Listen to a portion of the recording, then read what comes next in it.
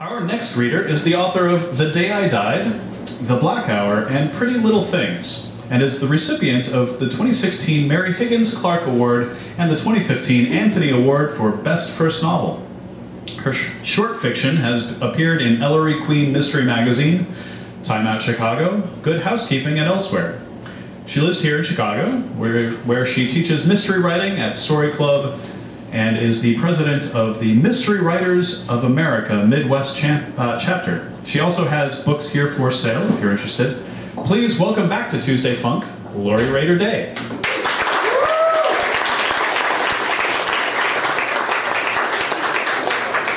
Good height? We're the same height. All right. That works out pretty well. Yeah. If you didn't hear all that, I'm a mystery writer.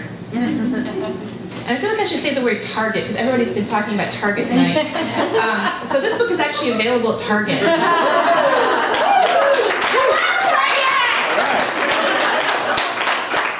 I love Target. I fucking love Target. I do. Target. It's also available at your independent bookstores. So this is just from chapter 3. The main character is a handwriting analyst, and she's been called in to help with a case where a note's been left behind. Murder and kidnapping case. I was still holding the sheriff's assignment in my hand. I ran a finger under the envelope's sealed flap and slid out a single sheet of copy paper and a plastic sleeve. I shook the package upside down. Another smaller piece of paper drifted to the desk. I took up this one first. Pink, lined. It had been ripped without care from a notepad, probably beside the phone. Two edges of the paper were ragged. Felt tip pen, black. Content first. Milk, cat food, Aiden's crackers, peanut butter, bananas, hamburger. I went through the list again, then turned the paper over, looking at the points at which the pen had leaked through. I turned to the front again and studied each line. The lettering was all uppercase, rigid, each letter a hostage on the page. Each word had taken a lot of time. The author might have used a chisel and had similar results, except that Aiden's crackers had a little slant to it. I looked for a long time at those two words, so heavy with attention and care, so laden with the unbearable love for the name a mother called her child. Then I turned to the other sheet of paper. It was a copy. A color copy, but still a copy. Apparently Sheriff Keller considered my time his to waste. Like the grocery list, the note had been ripped from a larger piece of paper, ragged on two edges, too, from the looks of the thing. Pink again. Hearts and a slight darker pink lined the edges. It was unsigned, and the block letters of the grocery list were gone. The script here was slim and girlish, but uneven and hurried. Ballpoint pen blue. And the word said, that I want Aiden with me. You figure out how to get the money to us after. We'll go away. I smoothed the paper under my hand, though it was perfectly flat. I kept reading the content over and over. Though I hadn't been hired for content, had I? I was stuck here, hoping that the sentence would finish, that something would link up and make sense. After a few seconds, I sat back. Tough case? Sherry called from across the room. She sat forward in her chair, making me think of her open, overly giving handwriting, her back in a jiff note. Those round letters, the ending flourishes of those F's, like an arm curled, beckoning. I glanced back at the grocery list. Pretty tough, I said. She lit up and hurried to my side, looking down at the two samples for a moment. I don't know how you can tell anything from that, she said, especially that one. Black letters all look the same, don't they? We stared at the pages. Do you know the little boy's family? I said. Yeah, she said. I mean, doesn't everybody know everyone else around here? No, I said. Yeah, but you're, well, she could have said new to town, but she hadn't. Tell me about the father, I said. Sherry's eyes drifted back toward the note and list. I thought it was the mother who wrote these. I was just wondering.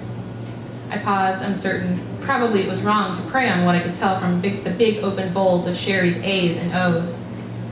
Just wondering who had her so scared. Sherry's mouth dropped open. She pulled a sample closer to her with a manicured finger. You can tell that from just a grocery list? You can tell a lot from a grocery list, I said, enjoying the demonstration a little despite myself. She was young, she was poor, she loved her son. She had a cat. You can tell she had a cat? I pulled the list back toward me. I'm not a psychic. Cat food's on the list. Oh, Sherry said with a shaky laugh, just like you can tell she likes peanut butter. Or Aiden does. I bet he does, Sherry agreed, her voice gone soft. I had a vision of Joshua, age 3 or so, crying for being left at the bad daycare while I worked a double shift. My little boy had loved peanut butter. He used to love everything, including me. I missed that age, his sturdy little legs figuring out the world, but always running back to throw himself at me. I hadn't wanted to leave him at daycare then or ever. In the time I was gone, I could imagine 100 ways for him to be taken from me, 100 impossible ways to lose him. This was all wrong. I should be telling CEOs which executives not to hire, or minding the halting love letters my lonely heart sent me.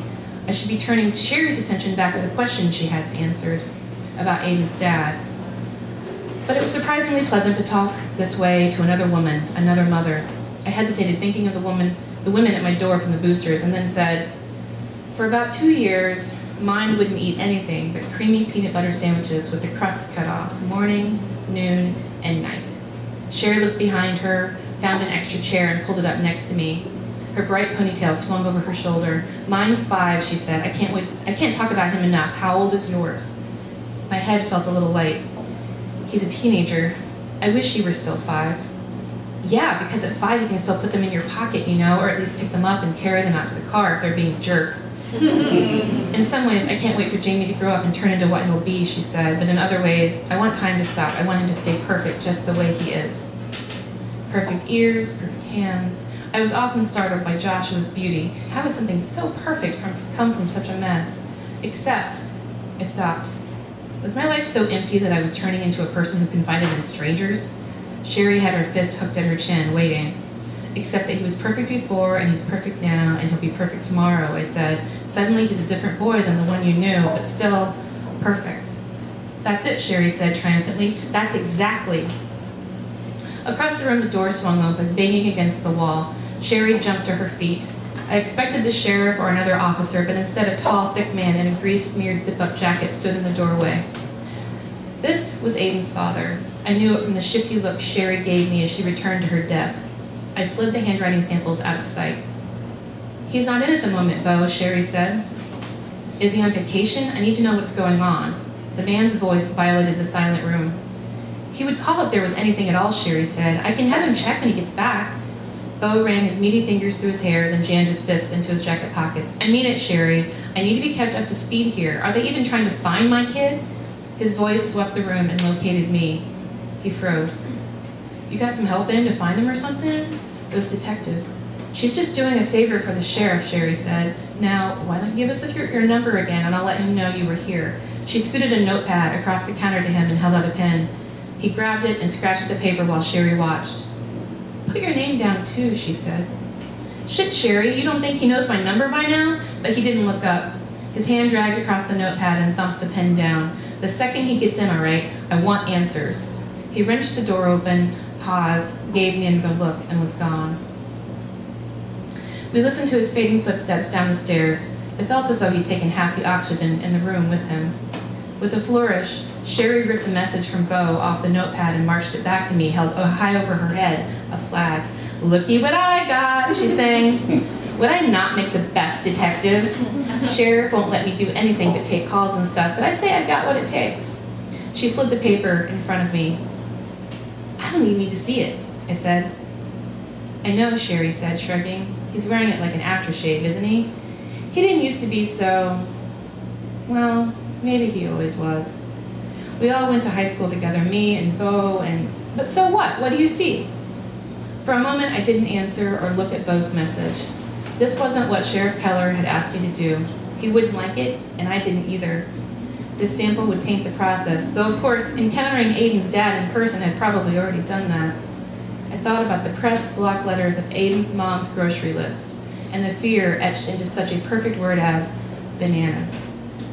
I picked up the message, white paper, blue ink. It had come from a memo pad with designated blanks for the time and date, and the caller's name and number. Beau had scribbled on the diagonal across the entire sheet. The numbers were uneven, his signature sloppy. He had what my training had taught me to call resentment lines. vertical strokes in letters that clawed across the page like shovels digging a grave. Hidden in each millimeter of ink, Bo Ramsey was insult sustained, offense calculated, not to mention the coiled twirls in his B and R lying in wait like snakes. I looked up. Sherry put her palms on the desk and sighed. I know, she said. I hope she gets away too. Thank you.